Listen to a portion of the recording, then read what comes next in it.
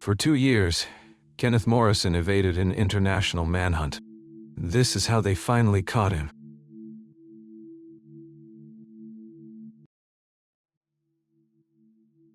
In June 2021, federal investigators uncovered what they would later describe as one of the most extensive child exploitation networks in Pacific Northwest history.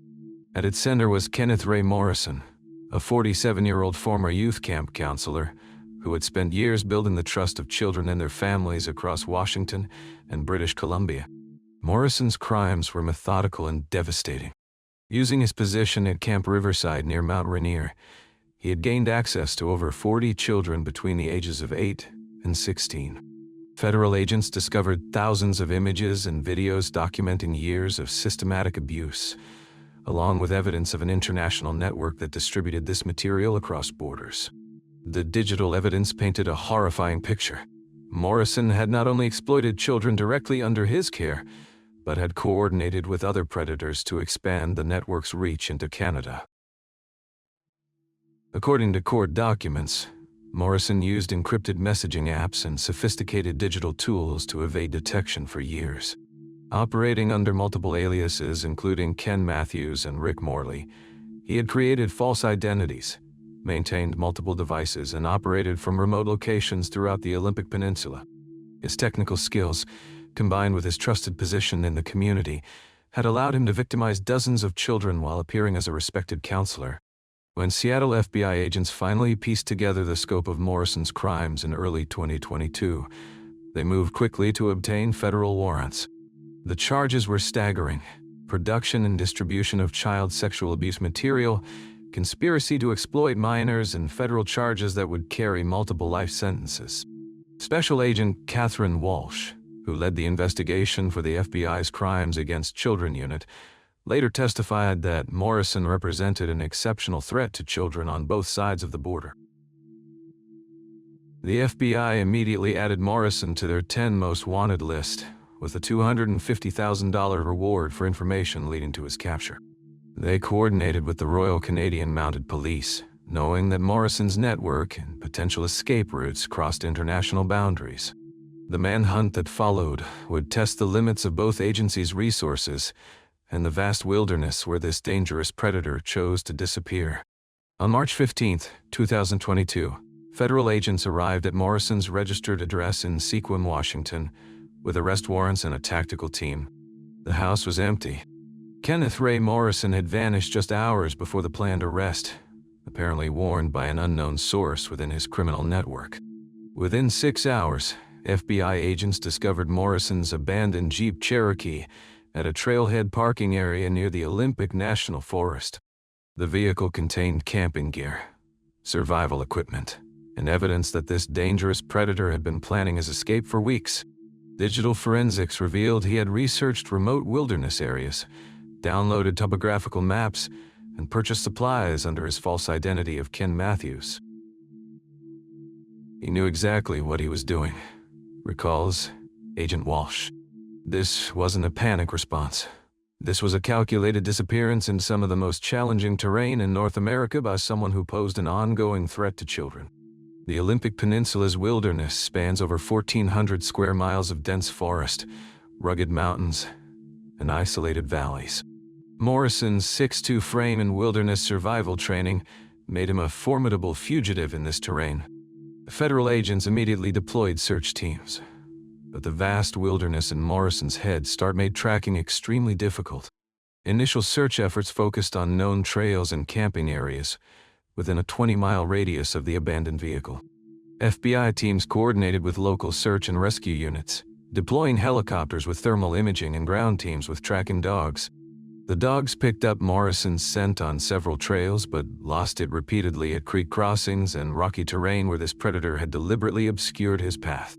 For the first 3 weeks, agents followed multiple false leads and reported sightings.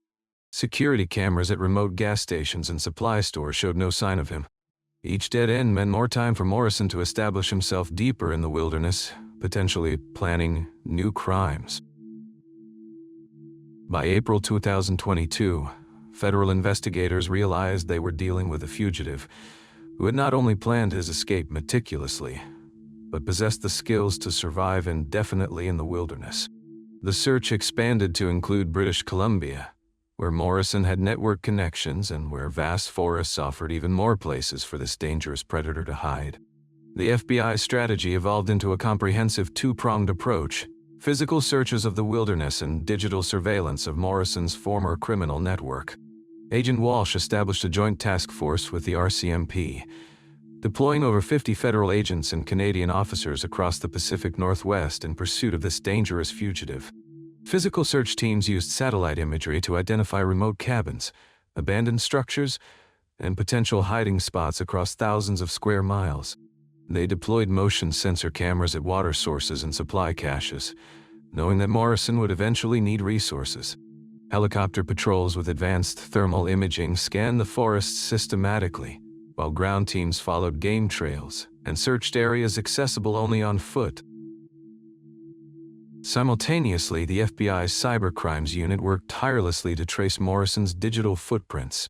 They monitored his known network contacts, analyzed patterns in his previous communications, and set up digital traps in case he attempted to access his criminal archives.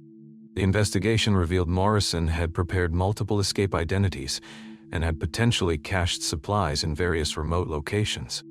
Months turned into seasons with relentless pursuit. In summer 2022, search teams focused on high-altitude areas where Morrison might seek cooler temperatures. Winter searches concentrated on locations with natural shelter. Each season brought new challenges, but federal agents never wavered in their determination to capture this predator. The manhunt's closest call came in September 2022, when motion cameras captured images of a bearded man matching Morrison's 6'2" build near a remote cabin in British Columbia. RCMP tactical teams surrounded the area within hours, but they found only evidence of recent occupation: food scraps, bedding, and confirmation that someone had been living there for weeks. Morrison had disappeared again, apparently warned by the sound of approaching helicopters. "He was always one step ahead," Agent Walsh later testified. "Every time we thought we had him cornered, he vanished back into the wilderness. But we knew that every day this predator remained free was another day children were at risk." By early 2024, the manhunt had consumed over 15,000 man-hours and cost both agencies nearly $2 million. Yet the FBI never wavered. The 40 children who had been victimized, the international network they had dismantled, and the ongoing threat Morrison posed all reinforced their unwavering determination. This predator would not remain free. In January 2024, nearly 2 years after Morrison's disappearance, the FBI's cybercrimes unit achieved the critical breakthrough that would end this dangerous predator's run from justice. Agent Lisa Torres, a digital forensics specialist, had been monitoring dormant accounts and encrypted communication channels associated with Morrison's criminal network. "We knew he couldn't stay completely offline forever," Torres explained. "These predators are compulsive. They need to maintain their networks, access their criminal materials, and communicate with other offenders. It was just a matter of time before Morrison made a mistake." The break came when Morrison committed a fatal error. Using what he believed was an untraceable connection, he accessed an encrypted server to retrieve files from his hidden digital archives of child exploitation material. The connection lasted only 47 seconds, but it was enough. FBI technicians had embedded tracking protocols in the server months earlier, anticipating this exact scenario. Within hours, the cyber team had triangulated the signal source to a remote area near Tofino, British Columbia. Satellite data confirmed the location: a small fishing cabin accessible only by boat or seaplane, situated on an isolated inlet surrounded by dense coastal forest. After nearly 2 years of pursuit, federal agents had finally located their target. Agent Walsh immediately coordinated with RCMP Inspector James McLeod to plan the arrest operation. The location presented unique tactical challenges. The cabin sat on a small island with limited approach routes, and Morrison would have clear sight lines to detect any incoming vessels or aircraft. One mistake could allow this dangerous predator to escape again. "We had one chance to get this right," McLeod later recalled. "If we spooked him, he could disappear back into thousands of square miles of coastal wilderness, and we might never find him again. The children he had victimized deserved better. The Joint Task Force spent 3 days planning the operation with military precision. They used commercial fishing boats to approach under cover of darkness, deployed underwater teams to secure the perimeter, and positioned snipers on nearby islands. Satellite surveillance confirmed that someone was indeed occupying the cabin. Thermal imaging showed regular movement patterns consistent with a single occupant. On the morning of February 8, 2024, as fog rolled across the inlet, federal agents prepared to close the net on one of the most wanted child predators in North American history. The manhunt that had consumed nearly 2 years and crossed international boundaries was about to reach its conclusion. At dawn on February 8, 2024, joint FBI RCMP tactical teams surrounded the remote fishing cabin where Kenneth Ray Morrison had been hiding. After 696 days on the run, this dangerous predator's extraordinary escape from justice was about to end. Agent Walsh led the primary team, approaching by boat through morning fog while RCMP officers secured the perimeter from hidden positions on nearby islands. As federal agents called for Morrison to surrender, they could see movement through the cabin windows. For tense minutes, no response came from the man who had victimized over 40 children. "Kenneth Ray Morrison, you are surrounded by federal agents," Walsh announced through a megaphone. "Exit the cabin with your hands visible." The door opened slowly. Morrison emerged, bearded, thinner than his wanted photos, wearing worn outdoor clothing that had sustained him through nearly 2 years in the wilderness. He raised his hands without resistance, perhaps understanding that his run from justice was finally over. The dangerous predator who had evaded capture across 2 countries was finally in custody. He offered no resistance, Agent Walsh later testified.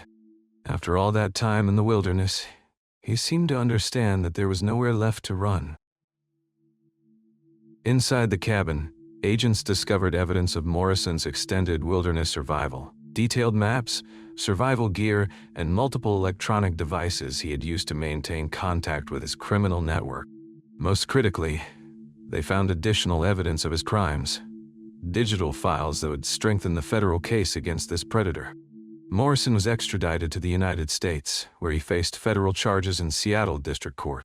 The evidence was overwhelming. Testimony from 43 victims, thousands of images and videos, and digital records documenting his international network operations. The children's courage in testifying helped ensure justice would be served. In September 2024, Kenneth Ray Morrison was convicted on all federal charges and sentenced to 15 consecutive life terms without possibility of parole. The judge's words were unambiguous. "Your crimes represent the worst exploitation of the most vulnerable members of our society." The investigation's success extended beyond Morrison's capture. FBI agents had dismantled his entire criminal network, leading to arrests of 12 additional suspects across 4 countries.